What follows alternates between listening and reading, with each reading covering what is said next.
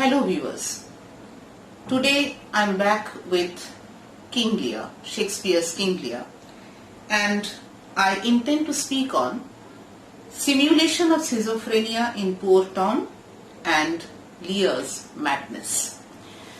The term schizophrenia was first coined by Eugen Bleuler in 1908. So there is no question of Shakespeare being acquainted with this term, but there is every possibility of the existence of this form of mental disorder in Elizabethan England, as is evident in the simulated madness of Edgar when he puts on the disguise of Tom o' Bedlam in King Lear. The term Tom o' Bedlam was used in early modern Britain and later to describe beggars and vagrants who had or claimed mental illness and claimed or assumed to have been the former inmates of Bethlehem Royal Hospital or Bedlam. It was commonly thought that inmates were released with authority to make their way by begging. We do find distinctive signs of schizophrenic mental disorder in this feigned madness, which clearly indicates the fact that many of the Bedlam beggars were victims of this disease. We have an anonymous early 17th century poem named Tom o' Bedlam, in which Tom gives us the history of his 30 bare years of madness. I'll read out from that poem. I know more than Apollo, for oft when he lies sleeping, I see the stars at bloody wars, in the wounded welkin weeping, the moon embrace her shepherd, and the queen of love her warrior, while the first doth horn the star of morn, and the next the heavenly farrier. I leave out a few lines. With a host of furious fancies, whereof I am commander, with a burning spear and a horse of air, to the wilderness I wander. By a night of ghosts and shadows, I summoned am to tourney 10 leagues beyond the wild world's end. Methinks it is no journey. The term schizophrenia has its roots in Greek schizen, meaning to split, and phren, meaning mind. But schizophrenia is in no way synonymous with dissociative identity disorder, previously known as multiple personality disorder or split personality. Delusions, hallucinations, disorganized speech with unintelligible words or neologisms, frequent derailment or incoherence, grossly disorganized or catatonic behavior are some of the characteristic symptoms of this illness. The symptoms need to be present for a period of 1 month in a period of 6 months of disturbed functioning. Late adolescence and early adulthood are the peak years for the onset of schizophrenia. A schizophrenia-like psychosis of shorter duration is termed as schizophreniform disorder. Its duration is at least 1 month, while less than 6 months, while if symptoms last for at least 1 day but for less than 1 month, it is termed as a brief psychotic disorder. Genetics, early environment, neurobiology, and psychological and social processes are important contributory factors of schizophrenia. People with schizophrenia often neglect basic hygiene, and this is well evident in the picture of bedlam beggars that Edgar draws as he describes his disguise as poor mad Tom. He plans to take the basest and poorest shape and to grime his face with filth.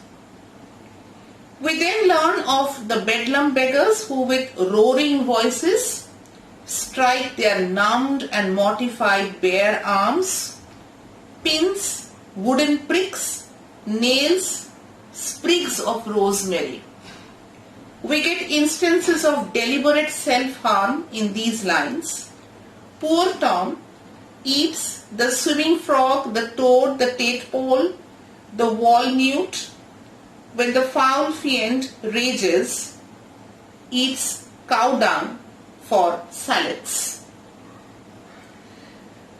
Diagnosing schizophrenia is difficult because there is no single symptom which is unique to schizophrenia, and making a diagnosis currently requires recognizing a constellation of observed behavioral symptoms. Some of the essential modern operational criteria for schizophrenia as listed under International Classification of Disease or ICD-10 feature in the adopted persona of poor Tom, Tom whom the foul fiend vexes, haunts in the voice of a nightingale, and cries in his belly for 2 white herring, lists the 5 fiends that have been in him at once. I quote, of lust as Obidicut, Hobardidans, prince of dumbness, Mahu of stealing, Modo of murder, Flibbertigibbet of mopping and mowing.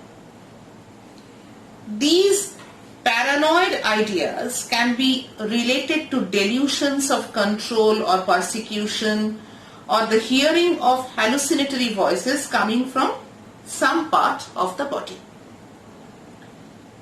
This in turn may lead to fearfulness, withdrawal, or extreme agitation. These symptoms, as mentioned earlier, are found commonly to set in early adulthood, perfectly matching Edgar's age, and as poor Tom he lives alone in a cave, which is an evidence of withdrawal or social isolation. Breaks of interpolations in the train of thought, resulting in incoherence or irrelevant speech or neologisms, form a significant portion of Edgar's simulated garbed speech. For instance, his Pillicock sat on Pillicock Hill, allow, allow, loo, loo, or still through the hawthorn blows the cold wind, says some man, hey, no, nonny, dolphin, my boy, Cessa, let him trot by. However, the genuine madness in Lear remarkably contrasts with the counterfeit in Edgar, in not being a case of schizophrenia or schizophreniform disorder in any way. We could at best describe this to be a brief psychotic disorder, for it fails to match the duration requirements of both schizophrenia and schizophreniform disorder. Lear's madness undoubtedly overpowers him for more than a day and lasts for a period of less than a month. Even the Elizabethans had learned to distinguish between types of madness. They had the theory of astrological influences, the notion of demonic possession, and the humoral theory, which originated with Hippocrates, was refined by Galen in 2nd century AD and remained influential till the 19th century. The theory of demonic possession was related to witchcraft, and Samuel Harsnet vehemently protested against it in his pamphlet entitled Declaration of Egregious Popish Impostures, which in turn has been used as a source material for the names of the devils that pursue poor Tom. Shakespeare may have shared Harsnet's view regarding the role of the devil in madness, but he has surely placed Lear's madness in a different category from that of the Bedlam beggars, by clearly using the humoral theory to explain it. When Lear discovers his daughters conspiring against him, he cries out, "Oh, how this mother swells up toward my heart! Hysterica passio, down thou climbing sorrow, thy elements widow." The Latin term hysterica passio, meaning suffering of the womb, leading to hysteria, was first used by Harsnet.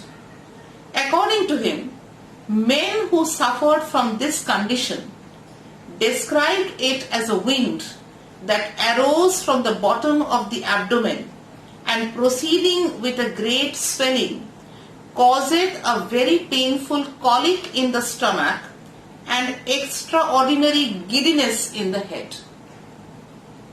King Lear, in fact, moves along a continuum that starts with extreme anger and ends up in a semi-hallucinatory state, withdrawing into an interior world of his own. In Act 1, Scene 5, we have the king saying, "Let me not be mad, not mad, sweet heaven, keep me in temper." It is obvious the king uses the term mad in the sense of extreme anger. Lear seems to know the effect of oppressed nature on the mind. Talking about Cornwall in Act 2, Scene 4, he says, "We are not ourselves when nature, being oppressed, commands the mind to suffer in the body." In the same scene, we have the following comment of Regan on Lear's mental state. "Nature in you stands on the very verge of her confine." And Lear cries out in wild anger, "I prithee, daughter, do not make me mad." Kent, in Act 3, Scene 1, describes the king's sorrow as unnatural and be-maddening. For the first time, in Act 2, Scene 4, Lear defines the consequence of making him mad with anger when he says, "O fool, I shall go mad." The act of going mad obviously indicates a state of losing one's reason. And then in Act 3, Scene 2, Lear recognizes the fact that his wits begin to turn.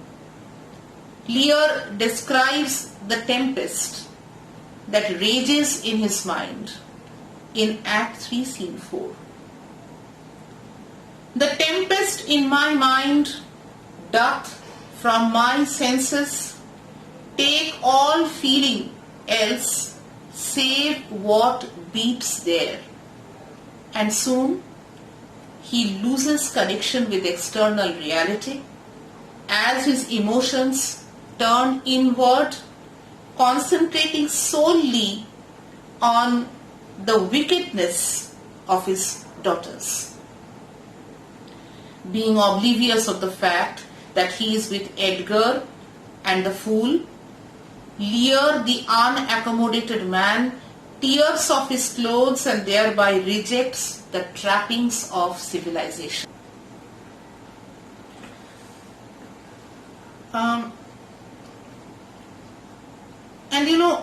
Kent is convinced that Lear's wits begin to unsettle.